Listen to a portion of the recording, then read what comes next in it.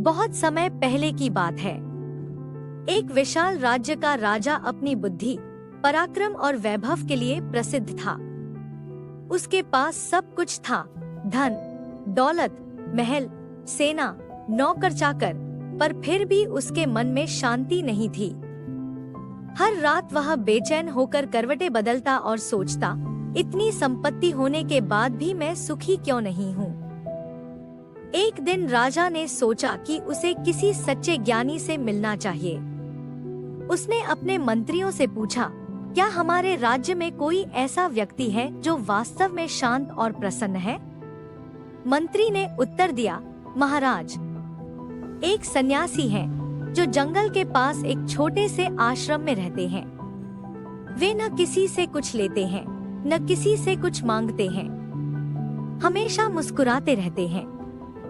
राजा ने अगले ही दिन उस सन्यासी से मिलने का निश्चय किया। वह अपने सिपाहियों और सेवकों के साथ घोड़े पर सवार होकर जंगल की ओर निकल पड़ा। जब वह पहुंचा, तो उसने देखा एक साधारण झोपड़ी, पास में एक पेड़ के नीचे लकड़ी का आसन और वही सन्यासी ध्यान में लीन है। उनके चेहरे पर अपार शांति और तेज था। राजा ने आदर पूर्वक कहा, गुरुदेव, मैं इस राज्य का राजा हूँ। मेरे पास सब कुछ है, पर मन में शांति नहीं है। कृपया बताइए, सुख का रहस्य क्या है? सन्यासी मुस्कुराए और बोले, राजन, सुख पाने के लिए त्याग करना पड़ता है। राजा ने पूछा, कौन सा त्याग गुरुदेव? सन्यासी ने कहा, अपने अहंकार का त्याग। जब तक तुम यह सोचते रहोगे कि यह मेरा है, मैं राजा हूँ, तब तक तुम्हें शांति नहीं मिलेगी। राजा कुछ देर चुप रहा। फिर उसने कहा, गुरुदेव, क्या मैं अपना राज्य त्याग दूं? सन्यासी बोले, नहीं राजन, त्याग मन का होता है, वस्तुओं का नहीं।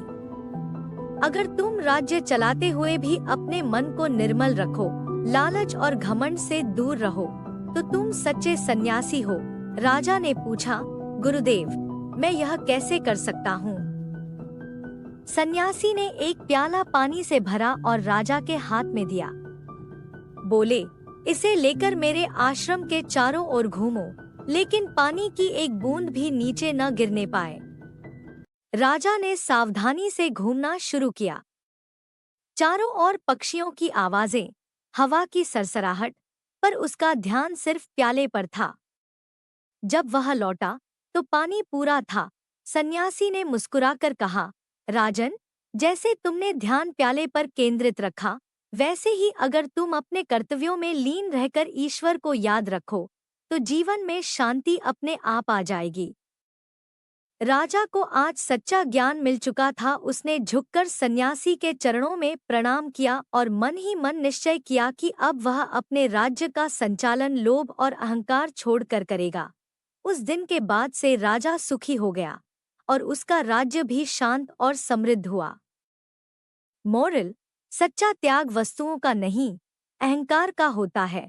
शांति हमें बाहर नहीं, अपने भीतर खोजनी चाहिए।